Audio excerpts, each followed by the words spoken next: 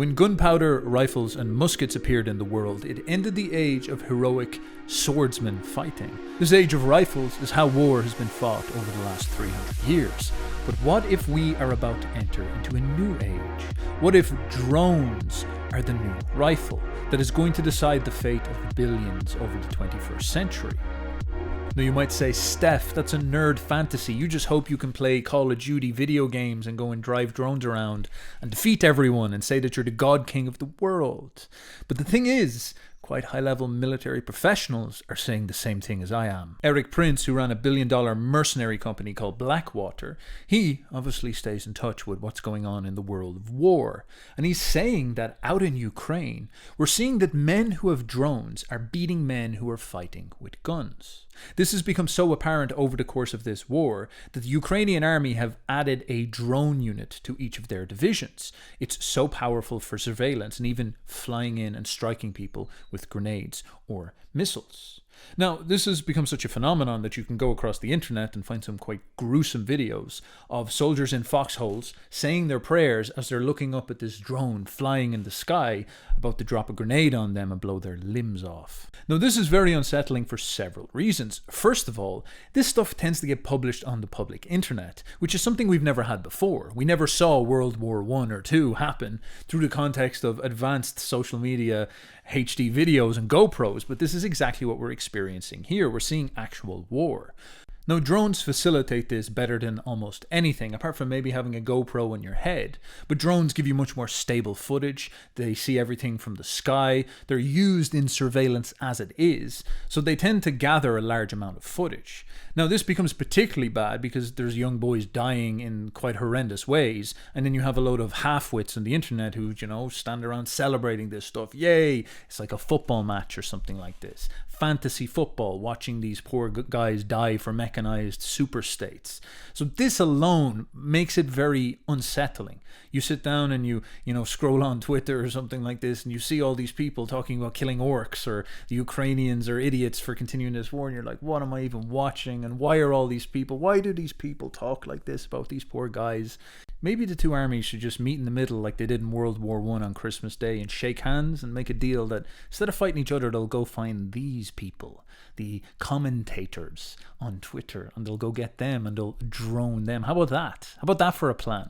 Unfortunately, that won't happen, and the boys will continue fighting each other for the interests of the superstates, and we'll see then much more of the next problem, which is the way that these guys die is incredibly dehumanizing and almost emasculating.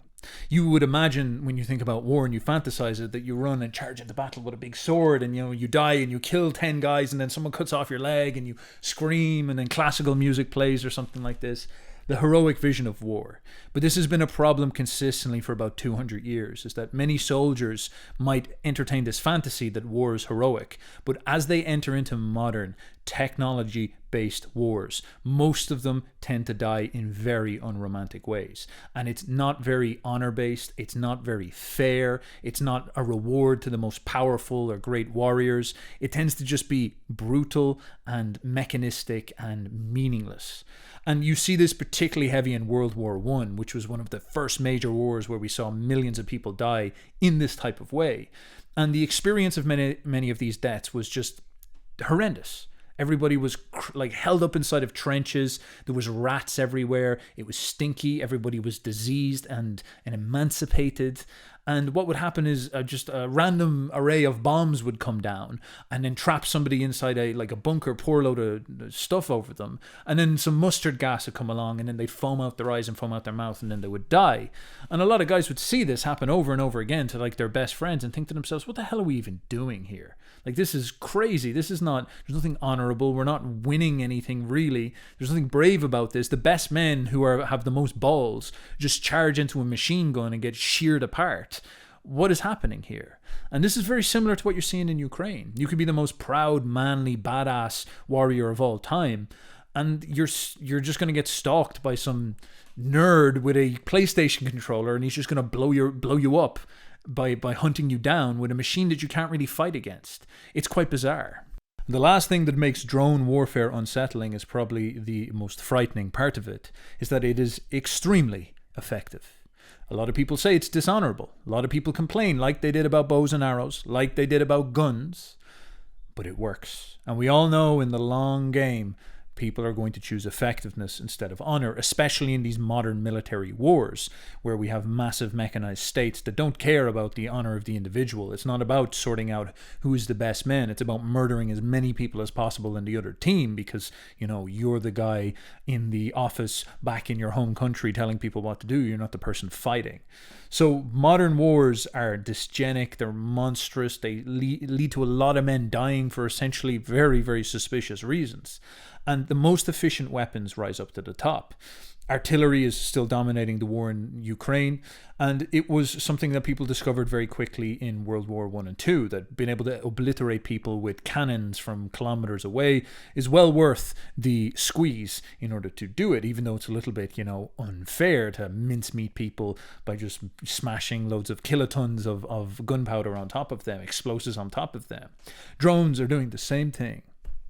Drones can operate from 25 to 35 kilometers away. The Russians are developing some drones that can move nearly 100 to 200 kilometers. These things are incredibly efficient from a long distance. And to make it even better, they're unbelievably precise. So a little team can get together and huddle behind a bush, release a drone, like an old mortar or something like this, just beside them. Takes a little bit of space. It's not like moving a big cannon around. They can fly that thing and put a camera on it so they can see where they're going. They can then send it out to do reconnaissance, target the enemies, report back to their team what they've seen, all while they're sitting there with a headset on or something like this. And then they can go and send maybe the grenade drones to go hunt down the units that they just found. And then what you see is some poor guy huddled up in the fetal position as this giant beehive of drones comes, stalks him down and blows his arm off or something like this. But to stack on top of this, what makes these drones so effective is their cost efficiency. One little drone can fly down and land on the back of a tank, hit a little panel of copper that is a weak point in many tanks, and blow up the entire tank. This is a $2 million tank getting eviscerated by a $100 drone, $200 drone. That's a big discrepancy in terms of cost. Ukrainians have figured out that if they can just find a little garage and get a couple of little parts, they can build a drone fit for the purposes they need it for. On top of this, normal civilian Ukrainians, if they're getting invaded, if they were trained in how to do this properly and there was enough material circulating within the economy, almost any Ukrainian man who has a bit of skill would be able to build one of these drones or a couple of these drones and cause enormous problems for an invading army, being able to do surveillance or maybe even attack them as they come in. So it's quite clear that all the indicators and trends and incentives are pointing towards drones becoming a bigger and bigger deal. And there's even a historical precedent for this, because what tends to happen is a trend will build up and it will move forward over the course of maybe even centuries, at the very least decades. So for example, the arrival of gunpowder led to the musket, which led to the rifle, which led to the machine gun.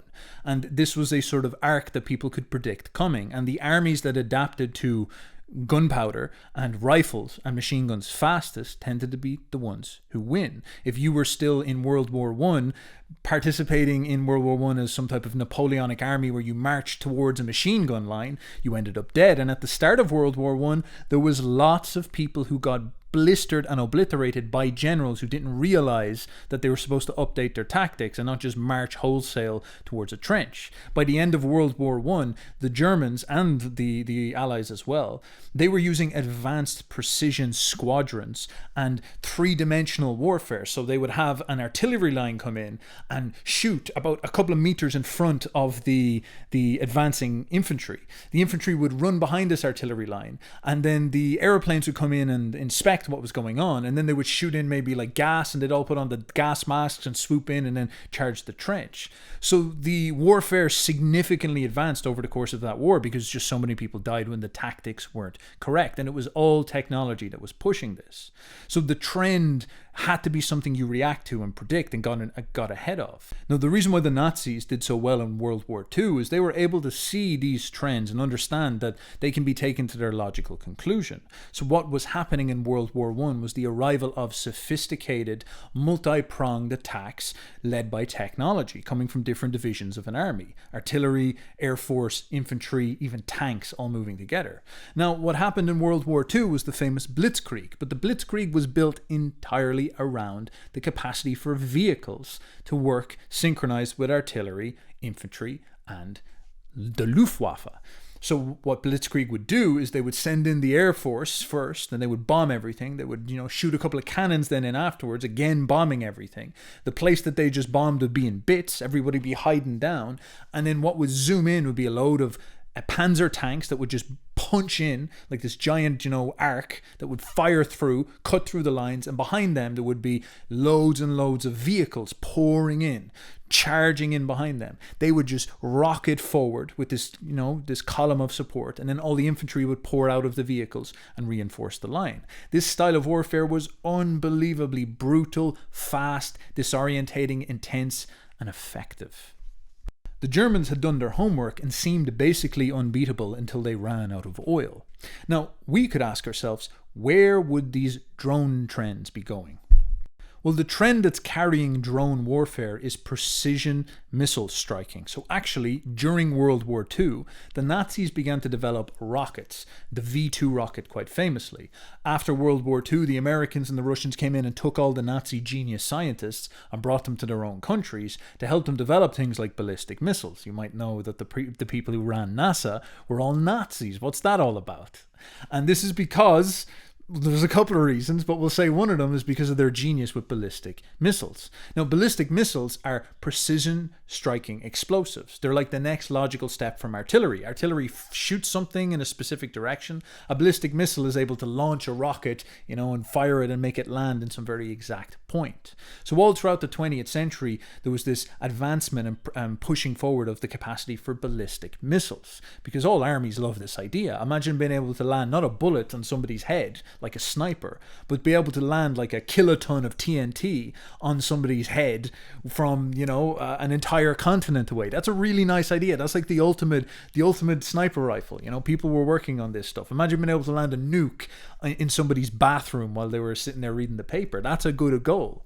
And so the goal throughout the 20th century has been to develop these precise, high-powered precision weapons, because it allows for the most sophisticated form of warfare. In fact, an Iranian general was killed by the Trump administration using this precise precision striking. He was coming out of an airport, I believe it might have been a civilian airport, and as he was coming out, he hopped into his truck, and the truck was hit by a precision missile that just came out of the sky, like being struck down by Zeus. And I'm sure everybody was very delighted. They essentially assassinated a foreign leader without harming any of the civilians or even having to confront an army from, a couple of kilometers up in the air. And of course, if you're in any way observant, you'll realize that drones are the final extension of this capacity for precision.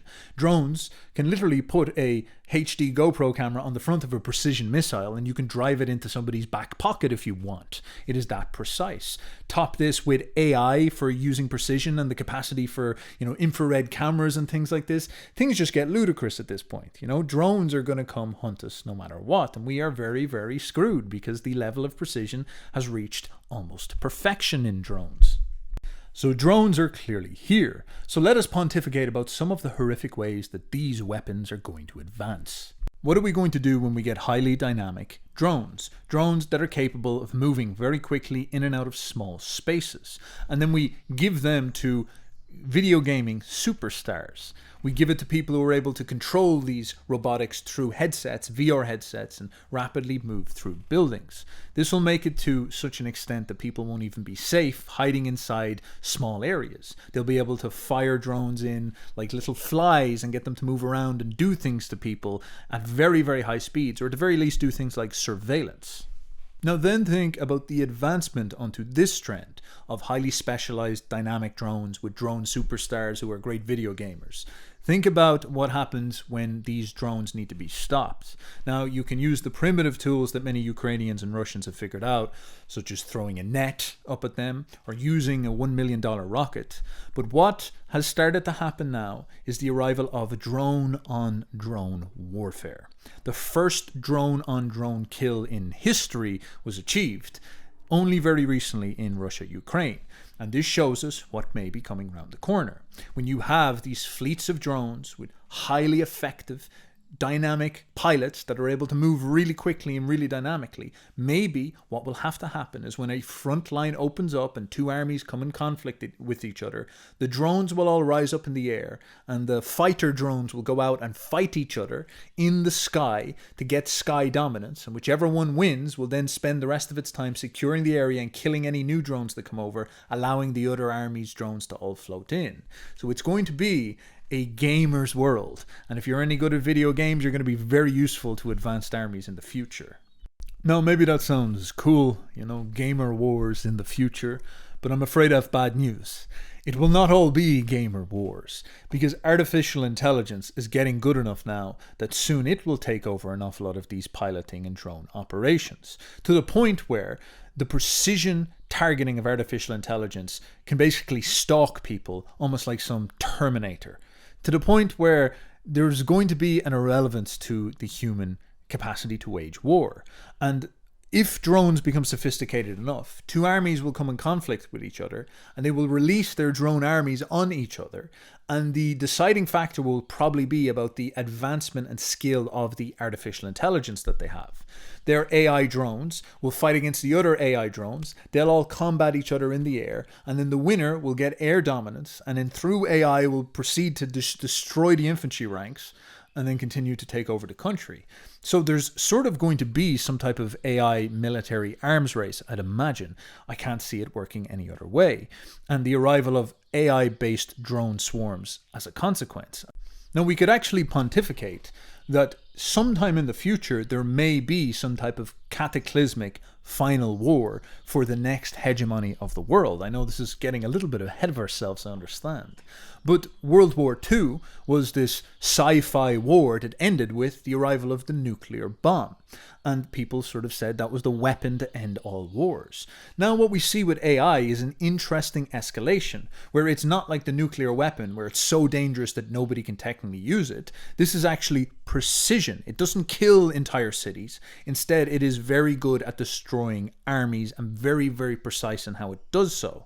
So when two nations go to war, when two armies combat each other, they'll have all these precision technological weapons fight, and then the winner will be the ones that can defeat the other technological weapons, and then they can just basically eviscerate the army afterwards, and then, leave no civilian casualties. So we actually kind of get around the problem of nuclear weapons, which is mutually assured destruction, number one. Now that means that if a future war happens and there's a giant shift in world power, it'll probably be concluded by whoever has the most advanced AI. So if you wanted to take one of these scary futuristic prophecies, here is one. World War I and World War II were the destructive, chaotic crisis wars that broke down the world order of the British Empire running the world. And they were a fight between deciding would it be Russia, America, or Germany, essentially Europe, that was going to run the world of the future. Germany basically lost, and in the end Russia lost as well, leaving America as hegemon. Now America has sat as hegemon for about 70 to 80 years at this point, and the problem is that once you're hegemon for that long, it usually means that you're about to fall out of power. It's very rare for a hegemon to remain sustained in that position of power for that long. Even places like Rome would get their hegemonies and then they would pass it on to like the Eastern Roman Empire and things like this. These things just don't last. So there could be this position of competition where states go through a period of crisis and breakdown and powers rise up and they'll conflict and fight against each other, and the USA's hegemon will be challenged, and it will be decided on who can supply the dominance in military power. And we'll probably see things like the aircraft carriers and all the fancy weaponry that the USA are pumping out turning out to be essentially irrelevant. Very useful, but in the long run not cost efficient and not decisive when it comes to war. And it will probably be the capacity of whichever structure and team and system and nation and military can wield these advanced AI weapons that will be able to do this. And when one of these nations stands up and proves to have the best systems in place, the best AI, the best advanced precision targeting weapons, and they defeat everybody else, they will have military hegemony, just like the USA has now. You don't really argue with the USA, and you live in the USA's world right now because they own all the aircrafts, they own the most nuclear weapons, they have the most stable economy, they have the most stable civilization for now. So they're the big dogs, so everybody is underneath their umbrella. Now, if new levels of military dominance come from, say, for example, China, or maybe Russia learns an awful lot about what they're doing in this war and they invest very heavily in something like this, or maybe Europe starts to, pull its pants up for once and say, we could actually be in for a shot here. Instead of regulating AI, we start to get our head in the game. We could be masters of the world. Why are the Europeans such amateurs? Why, when you click onto the internet in Europe, it says reject cookies, accept cookies? What are you doing? Why don't we have nuclear power everywhere? Why are you throwing paint on all the paintings to say that you're protesting climate change? Why aren't we focusing on creating AI drone swarms so we can tell Russia and America and the Middle East and China and Africa that we're top dogs again? Why aren't we doing this? What is wrong with us? So there may be another war to end all wars in the future, and it may arrive in a way that we didn't quite expect it. It won't be like these giant mincemeat grinder national wars that we saw in the 20th century. Ukraine and Russia is a combination of these two things. We're seeing an enormous amount of men die in Ukraine and Russia, basically pointlessly. It is as depressing as World War I. They're just having all these guys get killed for no reason.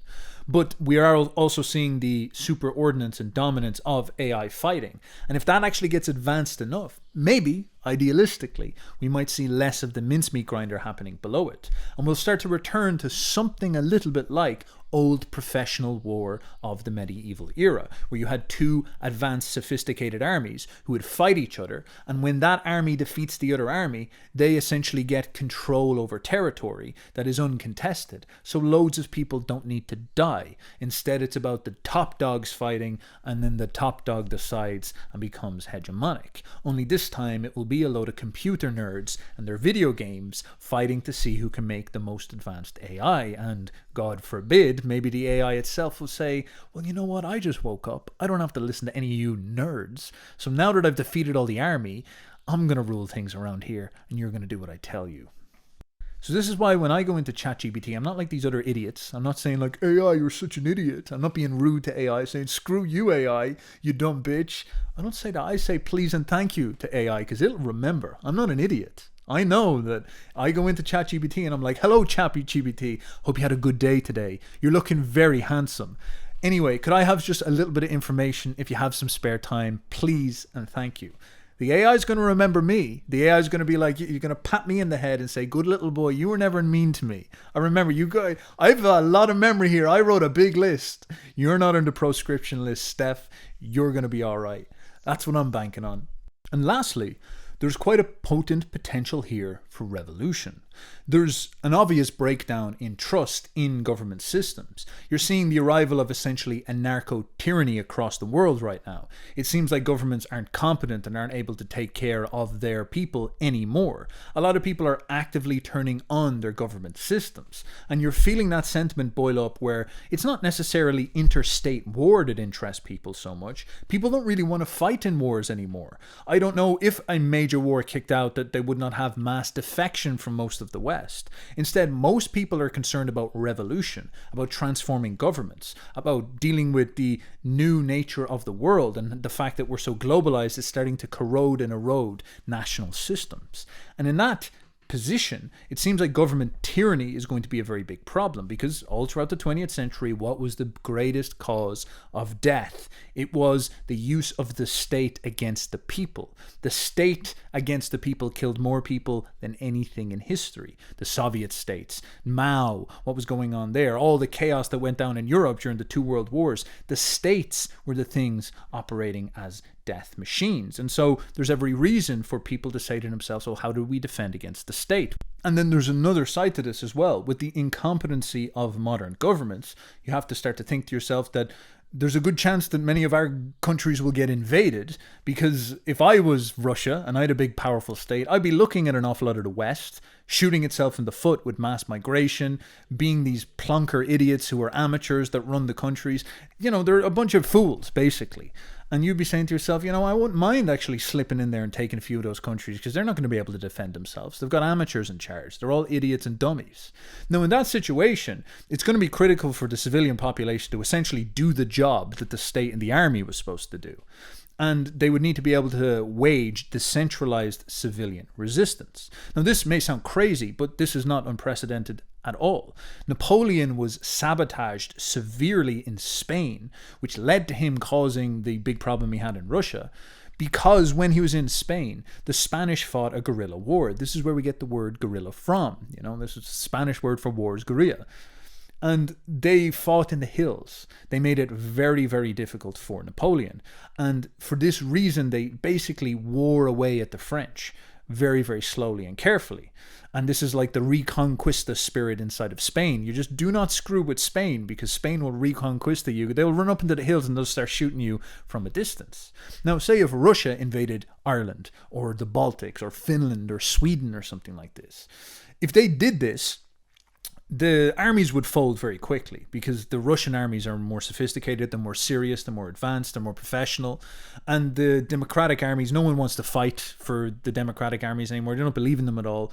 The government is basically attacking their own people, you know, so nobody wants to fight in these armies. You don't meet a moralized man in Western Europe who's like, oh yeah, I'd love to fight in the army. None of them care anymore. They're just like, I'd literally rather it get fallen apart. Now, if a hostile foreign force came in, the army would implode, I'd imagine, because they're just not serious. But the civilians, if they all had $200 drones, every civilian in Ireland, that's, 5 million people could buy these $200 drones. A lot of them, the smart ones, could learn to make this stuff in their back garden. They'd learn how to make these in their garage. They'd learn like basic improvised explosives. Now, if the Russians came rushing in with their armies, trying to take over things with this large, centralized, easy to identify army, wouldn't the Irish be able to pester them, haggard them, and destroy them essentially with these drone swarms? And I know that might sound crazy, but all the Irish would need to do would be annoying enough and pestering enough to slow the operation down and wage guerrilla warfare. They'd probably get the backing of a large state eventually who would come in and actually secure the situation. And that could actually lead to Ireland preserving its freedom, at the very least not getting conquered. If they were incapable of putting up this civilian resistance and their army got steamrolled, that is a conquered people. But if the civilians are able to put up a persistent long-term resistance, that's exactly what buckled Napoleon. It was the long-term guerrilla war. So this may be something that we see as well, the capacity for civilians to wage unorthodox warfare, especially in places like Europe where we don't have small arms. We might have a few shotguns or something like this, but very few people have sophisticated automatic rifles like you see over in America. But drones are accessible. Drones are something you can build at home. Drones are something that even give you things that weapons don't, such as the capacity to surveil for 20 kilometers around. These are very, very powerful tools, and especially in that they can be waged by decentralized units. Guys could be doing this from inside of a bush and be able to take out a tank. That's a big, big deal. For example, the Taliban in Afghanistan essentially broke the United States Army because of this type of warfare, fighting out of caves, persistent guerrilla warfare against states that have very large funding operations and very complex bureaucracies can actually have a significant effect. How much will drones, AI drones, and these type of systems factor into this? And so this opens up a fascinating question. Are drones the weapons that will decide the fate of billions in the 21st century? Is this the small-armed sword or the rifle that will empower the individual to do incredible things against the odds, against giant superstates and organized armies? It remains to be seen.